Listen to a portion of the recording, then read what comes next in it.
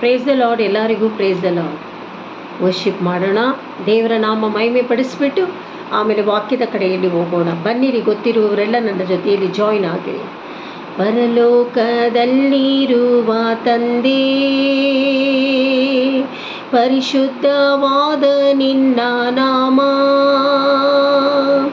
ಭೂಲೋಕದಲ್ಲಿಯೂ ನಮ್ಮಲ್ಲಿಯೂ ದೇವ ನಿನ್ನ ಚಿತ್ತ ನೆರವೇರಲಿ. ಆರಾಧನೆ ಆರಾಧನೆ ಆರಾಧನೆ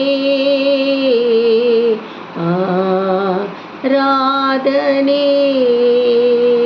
ನನ್ನ ಪ್ರಿಯ ದೇವರ ಮಕ್ಕಳೇ, ದೇವರ ನಾಮ ಮಹಿಮೆ ಪಡಲಿ ಎಂದು ಕರ್ತನ ನಾಮ ಮಹಿಮೆ ಪಡಿಸುತ್ತಾ ಈ ದಿನ ನಿಮ್ಮ ಮುಂದೆ ನಾನು ಈ ಸಂದೇಶವನ್ನು ಕೊಡುವುದಕ್ಕೋಸ್ಕರ ದೇವರಾತ್ಮನು ನನ್ನನ್ನು ನಿಮ್ಮ ಮುಂದೆ ಕರೆದುಕೊಂಡು ಬಂದಿದ್ದಾನೆ. ಹಾಗಾದರೆ ನಾವೆಲ್ಲರೂ ಶ್ರದ್ಧೆಯಿಂದ, ನಂಬಿಕೆಯಿಂದ, ಆತನ ಪ್ರಸನ್ನತೆಯಲ್ಲಿ, ದೈವ ಸಾನ್ನಿಧ್ಯದಲ್ಲಿ, ಆತನ ಕೃಪೆಯೊಂದಿಗೆ ನಾವು ವಚನಗಳನ್ನು ಕೇಳುವುದಕ್ಕೆ ಆಯ್ತು ಪಡೋಣ. ದೇವರ ಮಕ್ಕಳೇ, ಬನ್ನಿರಿ, ವಾಕ್ಯದ ಕಡೆಯಲ್ಲಿ ಹೋಗೋಣ. ಆದಿಕಾಂಡ 28:1-4 ನಾವು ಈಗ ಓದಿಕೊಳ್ಳೋಣ. ಇಲ್ಲಿ ಈಸಾಕನು, ನೀವು ಬರೆದಿಟ್ಕೊಂಡು ಬರೆಯಲು ಓದ್ಕೊಳ್ಳಿ. ಇಲ್ಲಿ ಈಸಾಕನು ಯಾಕೋಬನ ತಂದೆ. ಯಾರು? ಯಾಕೋಬನ ತಂದೆ. ಯಾಕೋಬನನ್ನು ಕರೆದುಬಿಟ್ಟು, ಹೋಗು, ನಿನ್ನ ತಾಯಿ ಕುಟುಂಬದಿಂದ ಒಂದು ಹೆಣ್ಣನ್ನು ನೀನು ಹುಡುಕಿ ಅದರಿಂದ ನೀನು ಒಬ್ಬನ ಮದುವೆ ಮಾಡ್ಕೋ ಅಂತ ಹೇಳಿ ಆ ಯಾಕೋಬನನ್ನು ಈಸಾಕನು, ತಂದೆಯಾದ ಈಸಾಕನು ಮಾತನಾಡಿ ಹೇಳಿ ಕಳಿಸಿ ಪ್ರಾರ್ಥನೆ ಮಾಡಿ ಕಳಿಸುವುದುಂಟು. ಹಾಗಾದರೆ 28:5-9 ಹೇಳಿರುವ ಪ್ರಕಾರವಾಗಿ ಈಸಾಕನು ಯಾಕೋಬನನ್ನು ಆಶೀರ್ವದಿಸಿದನು, ಕಳಿಸಿಕೊಟ್ಟನು. ಇದನ್ನು ನೋಡಿ ಏಸಾವನು, ನನ್ನ ತಂದೆಗೆ ಇಸ್ರಾಯೇಲ್ನ ನನ್ನ ತಂದೆಗೆ ಕಾನಾನ್ಯರ ಹುಡುಗಿರು ಇಷ್ಟ ಇಲ್ಲ, ಅದಕ್ಕೋಸ್ಕರ ನನ್ನ ತಂದೆ ಹೀಗೆ ಕಳಿಸ್ಕೊಡ್ತಾ ಇದ್ದಾರೆ. ಹಾಗಾದರೆ ನಾನು ಇಸ್ಮೇಲನ ಮಗಳನ್ನು ನಾನು ಮದುವೆ ಮಾಡ್ಕೊಳ್ತೀನಿ ಅಂತ ಹೇಳ್ಬಿಟ್ಟು ಮದುವೆ ಮಾಡ್ಕೊಳ್ತಾರೆ. ನೆಬಯೋತನ ತಂಗಿಯೂ ಆಗಿದ್ದ ಮಹಲೀತ್ ಎಂಬಾಕೆಯನ್ನು ಮದುವೆ ಮಾಡ್ಕೊಳ್ತಾನೆ. ಯಾರು ಮದುವೆ ಮಾಡ್ಕೊಳ್ಳೋದು? ಏಸಾವನು. ಹಾಗಾದರೆ ಯಾಕೋಬನ ಅಣ್ಣ. ಇಬ್ಬರು ಅವಳಿ ಜವಳಿಯಾಗಿ ಹುಟ್ಟುತ್ತಾರೆ. ಅದು ನೀವು ವಾಕ್ಯಗಳನ್ನು ಓದಿದ್ರೆ ನಿಮ್ಗೆ ಅರ್ಥ ಆಗುತ್ತದೆ. ಇಲ್ಲಿ ನಾವು ಏನು ಕಲಿತಾ ಇದ್ದೀವಿ ದೇವರ ಮಕ್ಕಳೇ? ಇಲ್ಲಿ ಕಲಿತಾ ಇರೋದು ನೋಡಿ, ನಮ್ಮ ಕುಟುಂಬಗಳಲ್ಲಿ ನಾವು ದೊಡ್ಡವರು, ಹಿರಿಯರು ಈ ರೀತಿ ಮಾಡು, ಆ ರೀತಿ ಮಾಡು, ಅಲ್ಲಿ ಹೋಗಿ ಇಲ್ಲಿ ಹೋಗಬೇಡ ಅಂತ ಬುದ್ಧಿವಾದ ಹೇಳೋದುಂಟು. ಅರ್ಥ ಆಯ್ತಾ ದೇವರ ಮಕ್ಕಳೇ? ಹಾಗಾದರೆ ಬುದ್ಧಿವಾದ ಹೇಳುವಾಗ ಕೆಲವರು ಕೇಳೋದಿಲ್ಲ, ಕೇಳಿ ಹೋಗಬೇಕು. ಇಲ್ಲಿ ಯಾಕೋಬನು ತಂದೆಯ ಮಾತನ್ನು ಕೇಳಿ ಹೋಗಿ ತನ್ನ ಕುಟುಂಬದಲ್ಲಿಯೇ, ತನ್ನ ತಾಯಿಯ ಕುಟುಂಬದಲ್ಲಿಯೇ ಮದುವೆ ಮಾಡ್ಕೊಳ್ಳೋಣ ಅಂತ ಇಲ್ಲಿ ಹೆಣ್ಣನ್ನು ನೋಡೋಕ್ಕೆ ಹೋಗ್ತಾ ಇರೋದು. ಹಾಗಾದರೆ ಅಣ್ಣ ಏನು ಮಾಡ್ತಾನೆ? ನನ್ನ ತಂದೆಗೆ ಅಲ್ಲಿ ಕಾನಾನ್ಯರ ಹೆಣ್ಮಕ್ಳು ಇಷ್ಟ ಇಲ್ಲ, ಅದಕ್ಕೋಸ್ಕರನೇ ಇಸ್ಮೇಲನ ಕುಟುಂಬದಲ್ಲಿ ನಾನು ಮದುವೆ ಮಾಡ್ಕೊಳ್ಳೋಣ ಅಂತ ಹೇಳ್ಬಿಟ್ಟು ಮದುವೆ ಮಾಡ್ಕೊಳ್ತಾರೆ. ಈ ರೀತಿ ಆತ್ರ ಪಡುವವರು ಯಾರಾದರೂ ಇದ್ದರೆ ಈ ದಿನ ಮನ ತಿರುಗಬೇಕು ದೇವರ ಮಕ್ಕಳೇ. ಆತ್ರ ಪಡುವುದು ನಮ್ಮ ಲೈಫ್ ಹಾಳು ಮಾಡ್ಕೊಳ್ತೀವಿ. ಆತ್ರ ಪಡದೆ ದೇವರಲ್ಲಿ ಮೊರೆ ಇಟ್ಟು ದೇವರ ಹತ್ರ ಕೇಳಿಕೊಂಡು ದೇವರ ಪರಿಶುದ್ಧಾತ್ಮ ನಮಗೆ ಯಾವ ದಾರಿಯಲ್ಲಿ ನಡೆಸ್ತಾರೋ ಆ ರೀತಿ ನಡೆದುಕೊಂಡು ಹೋಗೋದು ಒಳ್ಳೆಯದು ಅಂತ ನಾನು ಹೇಳ್ತಾ ಇದ್ದೀನಿ. ಇದು ನಿಮಗೂ ಒಳ್ಳೆಯದು, ನಮಗೂ ಒಳ್ಳೆಯದು. ವಾಕ್ಯದಲ್ಲಿ ಹೇಳಲ್ಪಟ್ಟ ಹಾಗೆ ನಾನು ಮಾತಾಡ್ತಾ ಇದ್ದೀನಿ. ಹಾಗಾದರೆ ಏಸಾವಂತರ ನಾವು ಮಾಡಬಾರ್ದು. ಅರ್ಥ ಆಯ್ತಾ? ಮಾಡಿದ್ರೂ ಯಾವ ರೀತಿಯಲ್ಲಿ ಕರ್ತನ ಹತ್ರ ಪ್ರಾರ್ಥನೆ ಮಾಡಿ ಮುಂದೆ ನಡಿಬೇಕು ಅಂತ ನಾವು ತಿಳ್ಕೊಳ್ಬೇಕು. ಅದು ನಮಗೆ ಅರ್ಥ ಮಾಡೋ ಹಾಗೆ ದೇವರಾತ್ಮ ನಮ್ಮನ್ನು ನಡೆಸ್ತಾರೆ. ಹಾಗಾದರೆ ಆದಿಕಾಂಡ 29 ದೇವರ ಮಕ್ಕಳೇ, 29ರಲ್ಲಿ ಇಲ್ಲಿ ಮಾತಾಡ್ತಾ ಇರೋದು ಏನಂತ ಹೇಳಿದ್ರೆ, ಇಲ್ಲಿ ನೋಡಿ, ಇಲ್ಲಿ ಯಾಕೋಬನು ಲಾಬಾನನಿಗೆ ಸೇವೆ ಮಾಡಿ ರೆಬೆಕ್ಕಳ ಅಕ್ಕಳಾದ ಲೇಯಳನ್ನು ಮದುವೆಯಾಗಿ ಮತ್ತೆ ರೆಬೆಕ್ಕಳನ್ನು ಮದುವೆ ಆದನು. ಯಾತಕ್ಕೋಸ್ಕರ ಈಸಾಕನು ಯಾಕೋಬನು ರೆಬೆಕ್ಕಳನ್ನು ಮದುವೆ ಮಾಡ್ಕೊಂಡು ಹೋಗುವಾಗ ಲೇಯಳನ್ನು ಏತಕ್ಕೋಸ್ಕರ ಮದುವೆ ಆಗಬೇಕು? ಏಕೆಂದರೆ ಲೇಯಳು ಮೊದಲನೇ ಮಗಳು, ರೆಬೆಕ್ಕಳು ಎರಡನೆಯವಳು. ಆ ತಂದೆ ಲಾಬಾನನ್ನು ನೆನೆಸ್ಕೊಳ್ತಾ ಇರೋದು, ಅಯ್ಯೋ ದೊಡ್ಡ ಮಗಳನ್ನ ಇಟ್ಕೊಂಡು ಚಿಕ್ಕವಳನ್ನ ಹೆಂಗೆ ಮದುವೆ ಮಾಡ್ಕೊಡೋದು ಅಂತ ಹೇಳ್ಬಿಟ್ಟು ಆ ಕಾಲದಲ್ಲಿ ಮುಖ ತೋರಿಸೋದಿಲ್ಲ ದೇವರ ಮಕ್ಕಳೇ. ಹಾಗೆಯೇ ಹೆಣ್ಣನ್ನ ಮುಖ ಪೂರ್ತಿ ಮುಚ್ಚಿಬಿಟ್ಟು ಗಂಡನಿಗೆ ತೋರಿಸೋದು. ಅದೇ ರೀತಿಯಲ್ಲಿ ಯಾಕೋಬನು ನಂಬಿ ಎಷ್ಟೋ ವರ್ಷಗಳ ಕಾಲ ಕೆಲಸ ಮಾಡಿದ ಮೇಲೆ ಲೇಯಳನ್ನು ಮದುವೆ ಮಾಡ್ಕೊಳ್ಳೋದಕ್ಕೆ ಅನುಮತಿ ಕೊಡೋದು ಲಾಬಾನನು.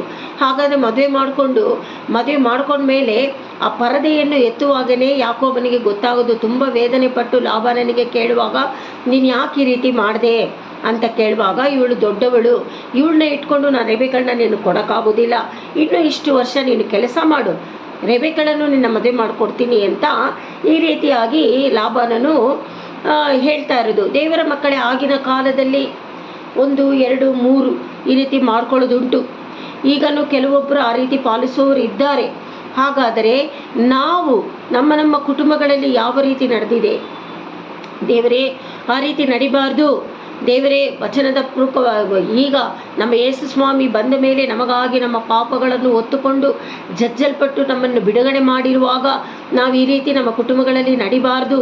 ನಾವು ಒಂದು ಗಂಡು ಒಂದು ಹೆಣ್ಣು ಮಾತ್ರ ಎಂದು ಯೇಸು ಸ್ವಾಮಿ ಹೇಳಿರುವ ವಾಕ್ಯಗಳನ್ನು ನಾವು ಓದುತ್ತೇವೆ ದೇವರ ಮಕ್ಕಳೇ, ಪಾಪ ಮಾಡಬಾರ್ದು ಅಂತ.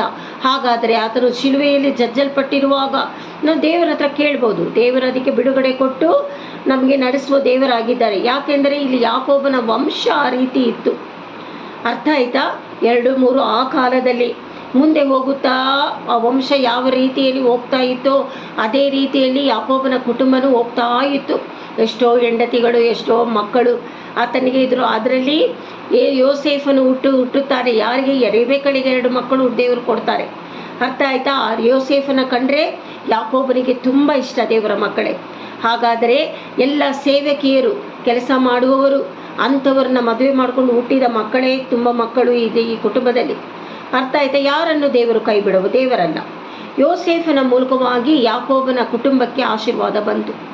ಅದು ಆಶೀರ್ವಾದ ಬರೋದಕ್ಕೂ ತನ್ನ ಅಣ್ಣಂದಿರು ಯಾವ ರೀತಿಯಲ್ಲಿ ತನ್ನ ತಮ್ಮನನ್ನು ಯೋಸೇಫನನ್ನು ನೀವು ಹಳ್ಳದಲ್ಲಿ ತಳ್ಳೋದು, ಇನ್ನೊಬ್ಬರಿಗೆ ಮಾರ್ಬಿಟ್ಟಿದ್ದು ಎಲ್ಲ ಹೋಗಿ ಜೈಲಿನಲ್ಲಿದ್ದು ಯೋಸೇಫನಿಗೆ ದೇವರು ದರ್ಶನಗಳನ್ನು ಕನಸುಗಳನ್ನು ಕೊಟ್ಟು ಕರೆದುಕೊಂಡು ಹೋಗಿ ಬಂದಿರೋದು ವಚನದಲ್ಲಿ ನಾವು ನೋಡ್ತೀವಿ. ಅದಕ್ಕೆ ಹೇಳೋದು, ವಾಕ್ಯಗಳನ್ನು ಬರೆದಿಟ್ಕೊಂಡು ನೀವು ಓದಬೇಕು ಮನೆಯಲ್ಲಿ. ಅರ್ಥ ಆಯ್ತಾ ದೇವರ ಮಕ್ಕಳೇ? ಹಾಗಾದರೆ ಯೋಸೇಫನು ಒಂದು ರಾಜನು, ಫರೋಹನು, ಆತನಿಗೆ ಒಂದು ಪದವಿಯನ್ನು ಕೊಟ್ಟು ಒಂದು ದೇಶವನ್ನು, ಆ ರಾಜ್ಯವನ್ನು ಕೊಟ್ಟು ನೀನು ಇದನ್ನು ಆಳು ಅಂತ ಹೇಳಿ ಕೊಡುವಾಗ ಆಗ ಯೋಸೇಫನನ್ನು ದೇವರು ಆಶೀರ್ವದಿಸಿ ಯೋಸೇಫನ ಮೂಲಕವಾಗಿ ಯಾಕೋಬನ ಕುಟುಂಬವನ್ನು ದೇವರು ಆಶೀರ್ವದಿಸ್ತಾರೆ. ಆ ರೀತಿ ನಮಗೆ ಆಶೀರ್ವಾದ ಬರಬೇಕು ದೇವರ ಮಕ್ಕಳೇ. ಉಪದ್ರವಕ್ಕೆ ಭಯವೇ ಪಡಬಾರ್ದು. ಭಯ ಪಡಬಾರ್ದು. ಉಪದ್ರವ ಬಂದಿದೆ, ಶೋಧನೆ ಬಂದಿದೆ, ಕಷ್ಟ ಬಂದಿದೆ ಅಂದರೆ ಏನೋ ಒಂದು ಒಳ್ಳೆಯದು ನಡೀತದೆ ಅಂತ ನಾವು ತಿಳ್ಕೊಳ್ಬೇಕು. ಯಾಕಂದರೆ ದೇವರ ಪ್ಲ್ಯಾನ್ ನಮಗೆ ಗೊತ್ತಾಗೋದಿಲ್ಲ. ದೇವರು ನಾವು ಯೋಚನೆ ಮಾಡುವುದಕ್ಕಿಂತ ಆತನು ಯೋಚನೆ ಮಾಡ್ತಾರೆ. ಅರ್ಥ ಆಯ್ತಾ ದೇವರ ಮಕ್ಕಳೇ? ಹಾಗಾದರೆ ಈ ದಿನಗಳಲ್ಲಿ ನಾವು ಯಾವ ರೀತಿಯಲ್ಲಿ ಉಪದ್ರವದಲ್ಲಿ ಹೋಗ್ತಾ ಇದ್ದೀವಿ? ದೇವರ ಮುಖವನ್ನೇ ಪರಲೋಕದ ಕಡೆಗೆ ಎತ್ತಿ ನೋಡೋಣ. ದೇವರಿಗೆ ಗೊತ್ತು, ನನ್ನ ಮಗಳು ನನ್ನ ನೋಡ್ತಾ ಇದ್ದಾಳಾ, ನನ್ನ ಮಗನು ನನ್ನ ನೋಡ್ತಾ ಇದ್ದಾನಾ, ಅಯ್ಯೋ ನನ್ನ ಮಗಳು ನನ್ನ ಮಗನು ನನಗಾಗಿ ಕಾಯ್ತಾ ಇದ್ದಾರಲ್ಲ, ನಾನು ಸೃಷ್ಟಿ ಮಾಡಿದ ನನ್ನ ಮಕ್ಕಳಿಗೆ ಏನಾದರೂ ನಾನು ಮಾಡಬೇಕು ಅಂತ ಹೇಳಿ ಐಶಾಯ 41ರಲ್ಲಿ ಹೇಳಿರುವ ಪ್ರಕಾರ, ಐಶಾಯ 40ರಲ್ಲಿ ಹೇಳಿರುವ ಪ್ರಕಾರ, 40:31ರಲ್ಲಿ, ಐಶಾಯ 41:10ರಲ್ಲಿ ಹೇಳಿರುವ ಪ್ರಕಾರವಾಗಿ ದೇವರು ಧರ್ಮದ ಬಲಗೈಯನ್ನು ನೀಟಿ ನಮಗೆ ಸಹಾಯ ಮಾಡಿ ಗಾಂಡಾಮೃಗದ ಬಲವನ್ನು ಕೊಡುವುದಕ್ಕೆ ನಾವು ದಣಿಯೋದಿಲ್ಲ, ಬಳಲುವುದಿಲ್ಲ, ಸದಾ ನಾವು ಯೌವನವುಳ್ಳವರಾಗಿ ಇರುತ್ತೇವೆ ಎಂದು ವಾಕ್ಯ ಹೇಳ್ತದೆ ದೇವರ ಮಕ್ಕಳೇ. ಜೀವವುಳ್ಳ ವಾಕ್ಯ ಅದು. ದೇವರು ನಮ್ಮನ್ನು ಈ ದಿನಗಳಲ್ಲಿ ಆ ರೀತಿ ಆಶೀರ್ವಾದ ಮಾಡುವುದುಂಟು. ಈ ನಂಬಿಕೆಯಿಂದ ಈ ವಾಕ್ಯಗಳ ಮೂಲಕವಾಗಿ ದೇವರನ್ನು ನಂಬಿ ನೀವು ಮುಂದೆ ಹೋಗಬೇಕು. ಈ ವಾರವಲ್ಲ ದೇವರ ಮಕ್ಕಳೇ, ದೇವರಿಗಾಗಿ ದೇವರ ನಾಮ ಮಹಿಮೆ ಪಡಿಸ್ರಿ. ವಾಕ್ಯಗಳನ್ನು ಓದಿರಿ, ಆರಾಧನೆ ಮಾಡಿರಿ. ಗೊತ್ತಿಲ್ಲದಿರುವರು ಯಾರಾದರೂ ಹಿಂದೂಗಳಿದ್ದರೆ ದಯವಿಟ್ಟು ಇನ್ನು ಕ್ರಿಶ್ಚಿಯನ್ ಜನಗಳ ಮಧ್ಯದಲ್ಲಿ ಇದ್ದು ಅವರು ಹೇಗೆ ಪ್ರಾರ್ಥನೆ ಮಾಡ್ತಾರೆ ಕೇಳ್ಕೊಳ್ಳಿ. ಆಲಯಕ್ಕೆ ಅವ್ರ ಜೊತೆಯಲ್ಲಿ ಹೋಗ್ರಿ. ಹತ್ರ ಯಾವುದು ಆಲಯ ಇದೆ ಹೋಗಿ ಅಲ್ಲಿ ಆಶೀರ್ವಾದ ಪಡ್ಕೊಂಡು ಬನ್ನಿ. ನಿಮ್ಮ ಕುಟುಂಬಗಳಿಗೆ ಬಿಡುಗಡೆ ಸಿಗುತ್ತದೆ, ಆಶೀರ್ವಾದ ಸಿಗುತ್ತದೆ. ಯಾರು ನಿಜವಾದ ದೇವರೆಂದು ನೀವು ಅರಿಯುವವರಾಗಿದ್ದೀರಿ. ಹಲ್ಲೆಲೂಯಾ. ಈ ವಾಕ್ಯ ನಿಮ್ಮನ್ನು ಆಶೀರ್ವದಿಸಲಿ ಎಂದು ತಂದೆ, ಮಗ, ಪರಿಶುದ್ಧಾತ್ಮ ನಾಮ ಮಹಿಮೆ ಪಡಿಸುತ್ತಾ ನಿಮ್ಮೆಲ್ಲರನ್ನು ನಾನು ಆಶೀರ್ವದಿಸ್ತಾ ಇದ್ದೀನಿ. God bless you. Thank you ಮಕ್ಕಳೇ.